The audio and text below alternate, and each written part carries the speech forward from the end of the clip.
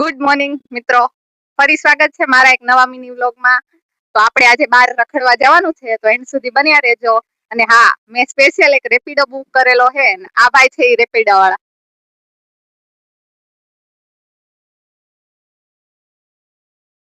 હવે અહીંયા ક્યાંક પહોંચી ગયા ને અમારી ગાડી થઈ ગઈ ખાલી. શું?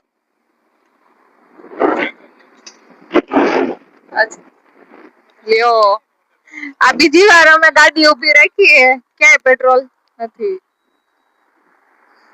છો મિત્રો, ફાઇનલી આપણે જ્યાં પહોંચવાનું હતું ત્યાં પહોંચી ગયા છીએ. ને ગેસ્ટ કરો,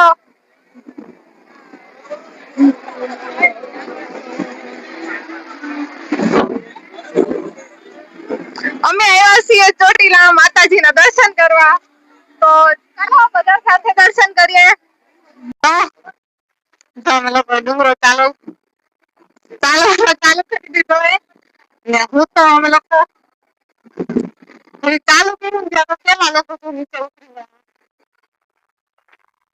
અને ખરેખર યાર આ ડુંગરો એમ લાગે એકદમ સ્ટ્રેટ છે ને, એટલે વધારે થોડું પાતળું લાગે છે. કઈ વાંધો નહીં. કેટલી ટ્રાફિક છે.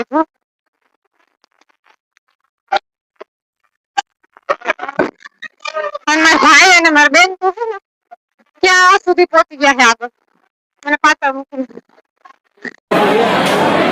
ફાઇનલી મિત્રો પહોંચી ગયા અમે મંદિરે. જો કેટલી પબ્લિક છે. હાલો મિત્રો, અંદર દર્શન કરવા જાય છે. તમે પણ આવો, તમે પણ દર્શન કરી લો.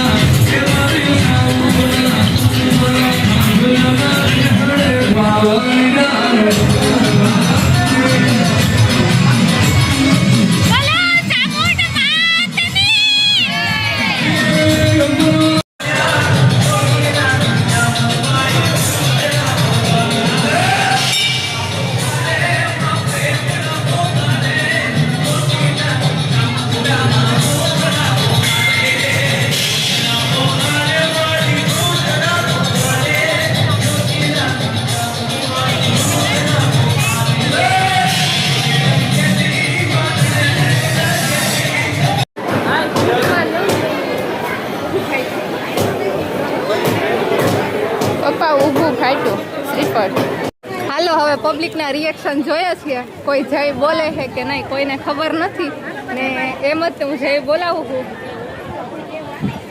તો બોલો નહીં તો બોલો, ચોટીલા વાળા ચામુંડા માત કી જય. હેલો ગાઈસ, તો ફાઇનલી અમે મસ્ત એવા દર્શન કરી લીધા છે. ને યાર અહીંયા ડુંગરા પરથી કેટલો મસ્ત વ્યૂ આવે છે. જો તમને ચોટીલાનો.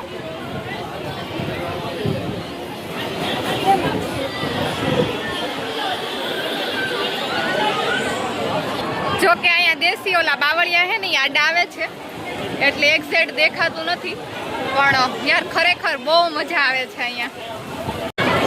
જ્યારે કોમ્પિટિટિવની તૈયારી કરતા હતા ને ત્યારે એમ સમજાવવામાં આવતું કે આ એક ચોટીલા જે ડુંગરો છે ને જ્વાળામુખીનો પ્રકાર છે, ચોટીલા ગિરનાર.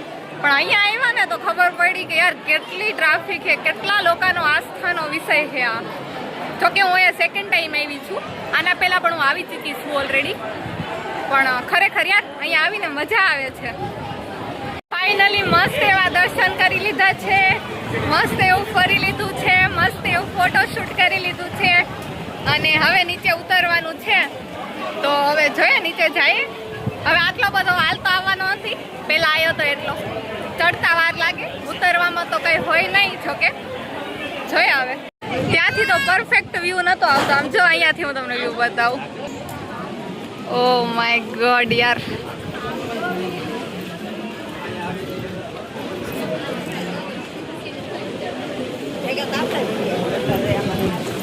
આખો ચોટીલા દેખાય છે અહીંયાથી. અહીંયા બાંધો એ શું હે પૈસો બાંધો. અચ્છા તો શું થાય? એટલે મારી આસ્થા પૂરી થાય.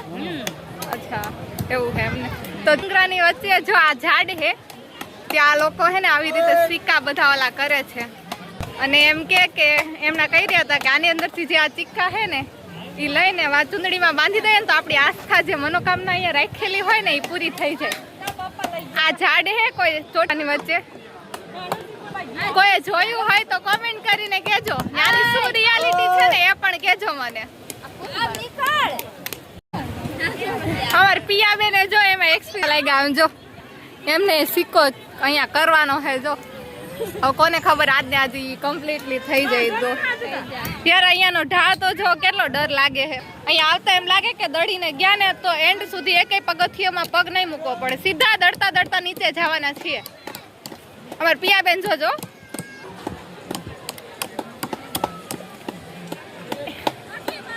પિયા તો કોકનો ન્યા ખૂતાયેલો હે ઓલરેડી સિક્કો. ઈ નહીં પણ ઈ એવી રીતે નો આવી જગ્યા ઉપર કરાય ને. ત્યાં ઓલરેડી કોઈનો ખૂતેલો હતો એવું ન કરાય. તને એને હે ને ઓલરેડી નવી જગ્યા પર ઓલો કરતા હે ને એને ઓલું થાય હે બોલો, એટલે એને કોઈનો ઓલો જગ્યા હતી ને એના પર જ રાખી દીધો હે. ખોટી વાત છે ગાઈસ. સાચી વાત છે ગાઈસ. જોઈ લે, જો આપણે હું તમને બતાવું, જોજો ઝૂમ કરીને બતાવું. અહીંયા નવી જગ્યા કરી જો મેં અહીંયા આવડિયા. ના ઈ જગ્યા જો મારો છે. અરે માણા પર તું શું આવું કરે હે? હાવ જો કેટલા બધા લોકો. તો તું અહીં રોકાઈ જા, તું કરોડપતિ થઈ જા. જો આવી રીતે આ એક ઝાડ હે, પછી આ બાવળ હે ને દેશી બાવળ, જો એના ઉપર એ ઓલું કરેલું હે. પછી અહીંયા બીજું એક ઝાડ હે, જોજો ત્યાં આવી રીતે કરેલું છે. યાર કેવો ઢાળ છે. જો એક ખાલી પગ ને હે ને લપટ હે, એન્ડ સુધી છે ને દડતા દડતા જાય ગોથોલિયા ગાતા ગાતા. વેલ આના ઉપર કેજો ને, મને નથી ખબર શું હે ને ઈ. જો આ કેવડા મોટી ઉંમરના માસી હે, ચાલીને આવ્યા. માસી કેવું લાગે છે તમને? સરસ લાગે છે. તમારા પગને તકલીફ નથી પડતી? માની દયા, માની દયા. એમ નામ ચડી આવે સરસ મજાની. તમારી ઉંમરના મારા નાની છે. હા યાર, હું દાદરા ઉતરી રહી હતી ને તો અહીંયા હે ને પાછું મેં એક નવું વસ્તુ જો ચા બેલડી. આને બેલડી કહેવામાં આવે. ખબર હે આપણે કોઈ પણ આસ્થાના સ્થાને હોય ને એટલે લગભગ બધી જગ્યાએ હોય જ તે. હવે આ લોકો પોતાની રીતે મનોકામના પ્રમાણે બનાવતા હોય છે. આપણે બનાવી લઈએ એકવાર. શું કેવું? બનાવી લેવે ને? બનાવીએ. હાલો ટ્રાય તો કરું, પણ કોઈની બેલડી પાડી નહીં હો. જોજો.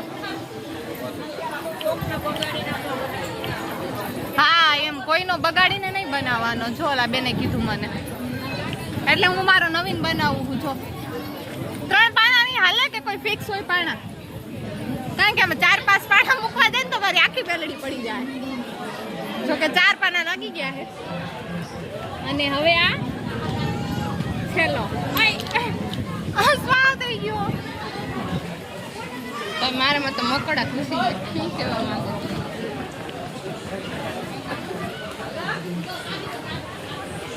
ફાઇનલી ગાઈસ મારી બેલડી રેડી થઈ ગઈ છે. એ 4 પાણા જો પાણો પડી ગયો પાછો. આમ ના ચાલે. આ પાણાને મારા ઉપર દયા નથી આવતી. બોલો રૂખમ એ જો આને આમ રાખી.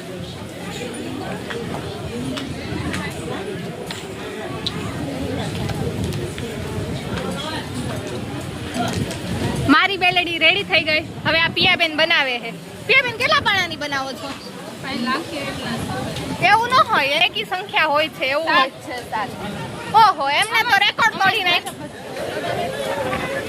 ઈ એમ કે ઈ એવું કે છે કે અમારા ઘરના 7 સદસ્ય હે ને તો 7 કે પાણા મૂકવું એમ. જે એમને બનાવી 7 પાણાની. આવી નાની નાની વાતો જાણવામાં એટલી બધી રુચિ જાગે ને કે ની વાત ના પૂછો. હવે પેટનો ખાડો ખાલી થઈ ગયો છે. કોમલબેન આવતા રહ્યા છે જમવા માટે. તો હાલો બધા પ્રસાદી લેવા. ફાઇનલી પ્રસાદીમાં છે લાપસી, દાળ ભાત, બટેટાનું શાક, રીંગણા બટેટાનું, મગની દાળ ને રોટલી. તો હાલો ખાવા, પ્રસાદી લેવા. હવે માતાજીના દર્શન થઈ ગયા છે. ઘરે જઈએ છીએ. થોડું ઘણું વસ્તુ લઈ લીધી છે અને માતાજીને હવે જલ્દી હુકમ કરજો, પાછા આવશું ક્યારેક. મજા આવી ગઈ.